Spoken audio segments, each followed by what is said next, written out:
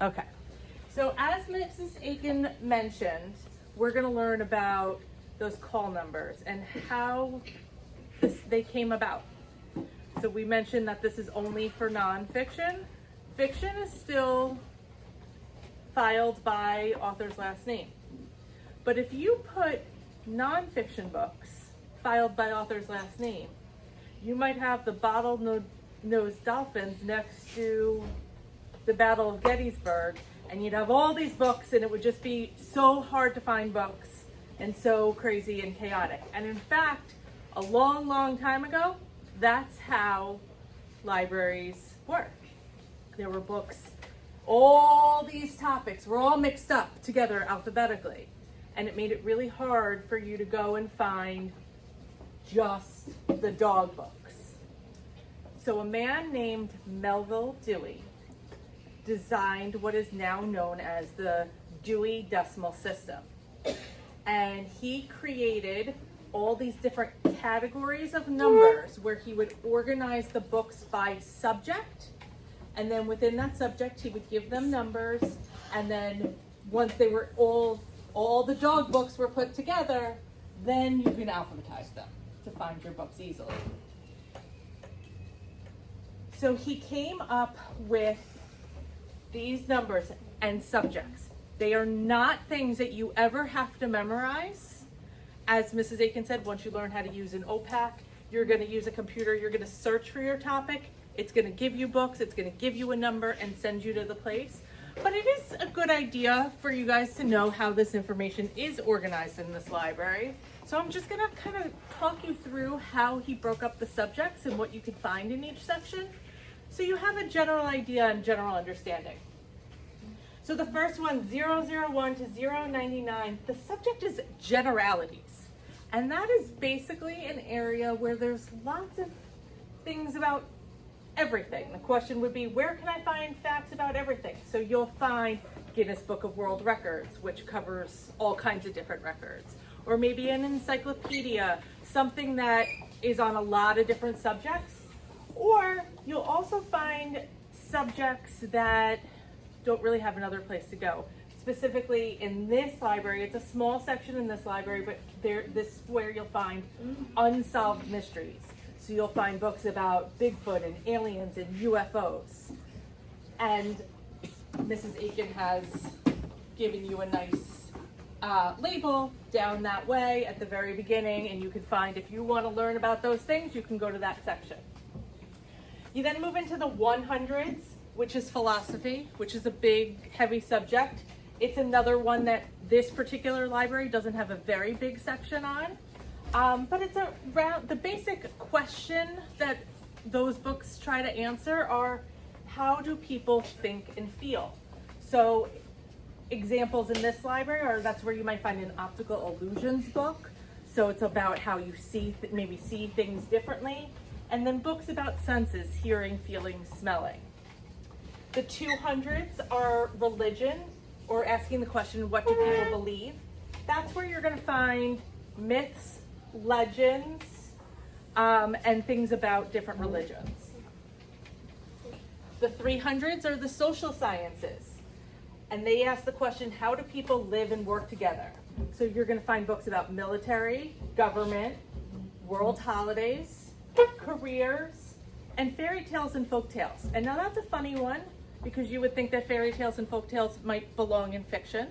But the reason they are here is because fairy tales and folk tales are stories that have been passed down culturally, and they kind of tell us a lot about how people lived and thought over the years and in different cultures through those storytelling. So that's why they belong there.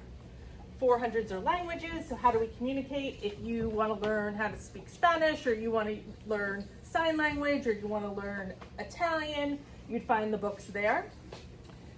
500s is the natural sciences, and the 500s is a big part of your library, because that's where we learn about the world around us or outside of our home. Everything from outer space to weather to dinosaurs to rainforests, plants, animals, all kinds of animals broken down, crustaceans, spiders, fish, lizards, birds, mammals. So it's a big section. Many stacks in your library are 500s. Now the reason I especially said outside your home is because the 600s are your applied sciences. So this is how do we use science in our everyday life or in our home. And the reason I brought that up was because I was actually asking Mrs. Aiken, your dogs, your cats, your pets, they're all in the 600s. Why aren't they with the rest of the animals in the 500s? And she said, that's a very good question. Dogs, cats, pets are usually, they're considered household animals, and 600s is all about in your home. So you have cooking books, you have how-to books, things that you can learn about things that you are doing in your home, including caring for a pet. Your 700s are your arts and recreation, so how do people create and have fun? So that's where if you want to learn how to draw, if you want to do origami, if you want to do art or music, play games, there's your joke and magic books, and all of your sports books. I'm sorry, can I borrow these two students? Absolutely. I don't know who they are. Okay, I'm sorry. That's all right. Okay, thank you. 800s is literature. So how are stories, poems, and plays written? This is another tricky one. Why do you have your poems and your plays in nonfiction instead of fiction? It's because it's more about the writing of those materials than the materials themselves. And lastly, your 900s is geography and history. So what happened in the past and where in the world? And in this library, we have countries, states, wars, and all that kind of stuff, all your history. 900s also usually include biographies because that's part of your history, the people who made these things happen. In many libraries, including this one, you have all your biographies pulled out and organized separately, but they are all 920s, so they still do follow that number as well. It's a lot, it's a little bit confusing, it's a little bit boring, but I brought what I think is kind of a fun story to read that might help bring this to life for you a little bit better. So it's called The Library Gingerbread Man. At the library, every book character has an address. The gingerbread man lives at 398.2. So that address is that call number that Mrs. Aiken was telling you about at the start of class. And you can see that this gingerbread man book is 398.2. So 398.2 goes under the 300s, fairy tales and folk tales. But one day, when the librarian was placing him back on the shelf, the gingerbread man leapt out of the book and whoosh, he dashed away. Stop, stop, gingerbread man, the librarian cried. You belong here. But the gingerbread man just looked back and laughed. Run, run, as fast as you can. You can't catch me. I'm the gingerbread man. And off he went along the library shelves. As he passed a thesaurus at 423.1, so he's in the 400s languages. A thesaurus is a book of words. Someone shouted, "Stop, gingerbread man, stop, cease, halt, freeze, stay." But the gingerbread man didn't stop, cease, halt, freeze, or stay. All of those words mean the same thing, and those are the types of words that you would find in the thesaurus. He raced on by. Run, run, as fast as you can. You can't catch me. I'm the gingerbread man. I ran away from the librarian, and I can run away from you too. The gingerbread man sailed on. At 599.638, so we're in the 500s, natural science, mammals. The gingerbread man darted under the giraffe's long neck, saying, run, run, as fast as you can. You can't catch me. I'm the gingerbread man. I ran away from the librarian and a word wizard, and I can run away from you too. And off he went. When he came to 629.892, a cranking, grinding robot droned, "Stop, stop, you are misplaced." The gingerbread man whizzed on by. So 600s, applied science, so science in everyday life, robots. Run, run as fast as you can. You can't catch me. I'm the gingerbread man. I ran away from the librarian and a word wizard and a giraffe, and I can run away from you too. When he passed 736.982, an origami bird swooped down on him. It flapped its paper wings and called, "Stop, stop, gingerbread man, you don't belong here." But the gingerbread man didn't stop. So we're now in the 700s, arts and recreation, creating and having fun. Remember I mentioned origami? Run, run as fast as you can. You can't catch me. I'm the gingerbread man. I ran away from the librarian, a word wizard, a giraffe, and a robot, and I can run away from you too. As he rushed by 818.602, he heard, knock, knock. Who's there? The gingerbread man asked. The joke's on. The gingerbread man couldn't resist. The joke's on who? The joke's on you. Now stop. Again, now we're in the 800s. Literature, stories, poems, jokes. But the gingerbread man wasn't joking around. Run, run as fast as you can. You can't catch me. I'm the gingerbread man. I ran away from the librarian, a word wizard, a giraffe, a robot, and a paper bird, and I can run away from you too. The gingerbread man ran into a crowd at 9:20, the biography section. Abraham Lincoln, Harriet Tubman, and Amelia Earhart tried to stop him. Remember I told you 9:20 biographies? Stop, stop, gingerbread man, you're a long way from home. Because where does he belong? In book. In a book, but where does his book belong? His book belongs. All the way in the 300s. He's over here in the 900s. The gingerbread man sped around them. Run, run as fast as you can. You can't catch me. I'm the gingerbread man. I ran away from the librarian, a word wizard, a giraffe, a robot, a paper bird, and a jokester, and I can run away from you too. Even Jesse Owens, a record-breaking Olympic runner, couldn't keep up. The gingerbread man soon came to the end of the shelves. He looked back to see the crowd closing in on him. He had been joined by a space alien from 001.942. Remember I said unsolved mysteries, aliens. A philosopher from 180. And a cyclops from 292.1, myths and legends.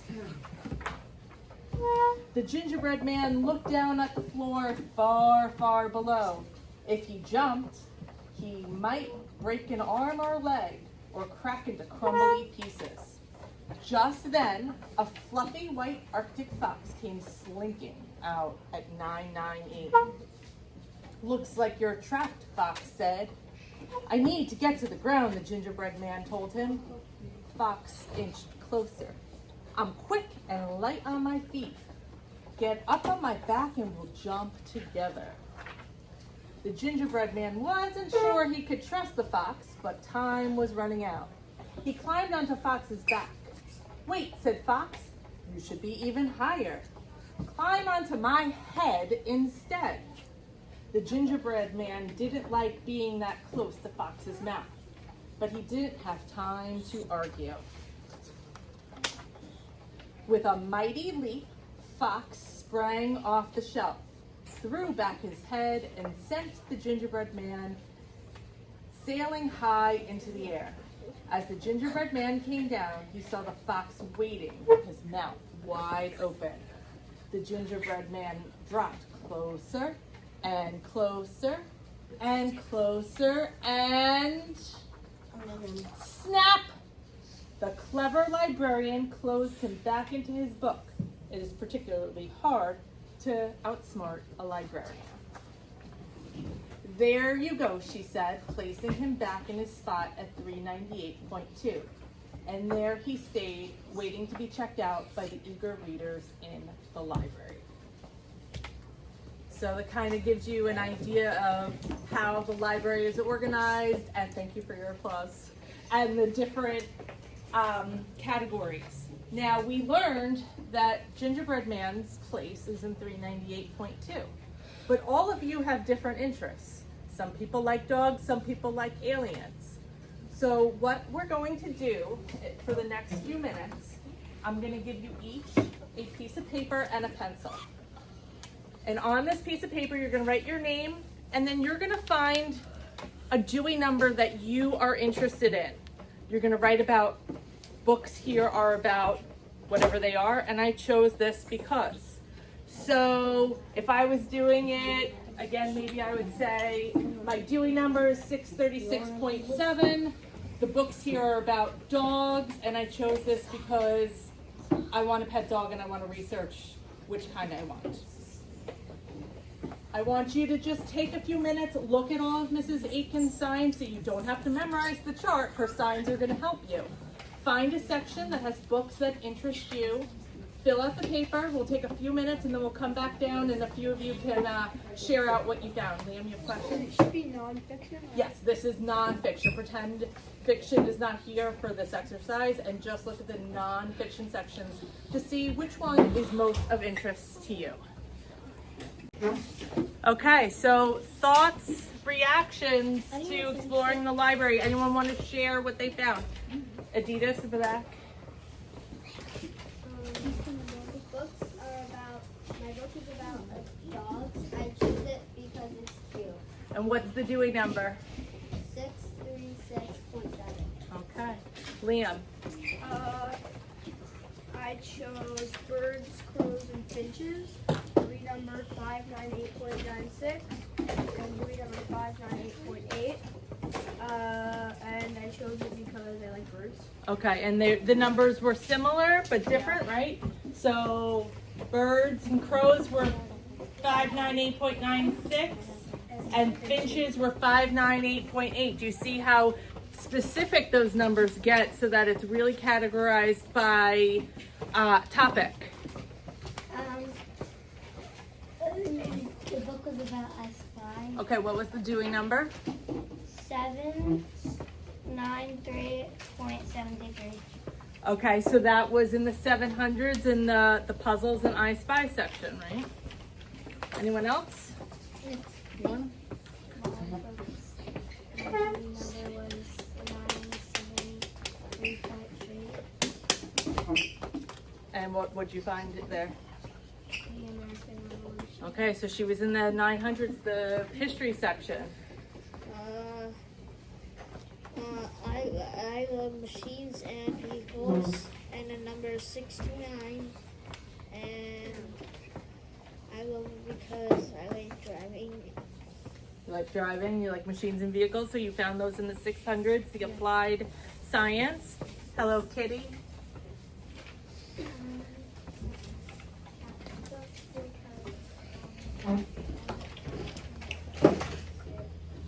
So you got cat books, and what was that number?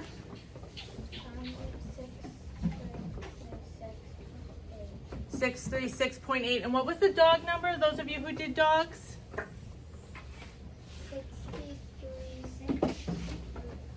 636.7. Okay, so dogs were 0.7 and cats were 0.8. So they're next to each other, but showing the different categories of animals.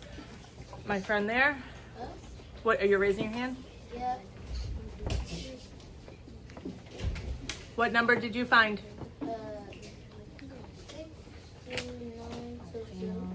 62922, and what was there? Cool cars. Cool cars. Like Dewey. Okay, so that was another 600s applied science. My friend in the green.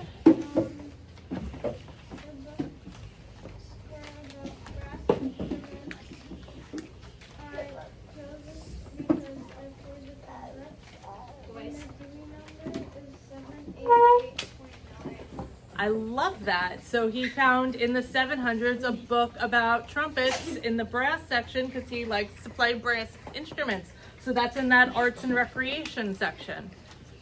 One more and then we'll wrap it up. Anyone else? No. Okay, so do you see how do you find this system helpful? Yeah. Yes? Yes, actually? Why do you say that? Because it would be kind of confusing if they were all mixed up, right? All right, so again, you're going to be talking about this a lot more with Mrs. Aiken over the year, but hopefully you'll remember at least the concept that there are different sections to nonfiction and that you find the numbers on the spine. Yeah, we're gonna need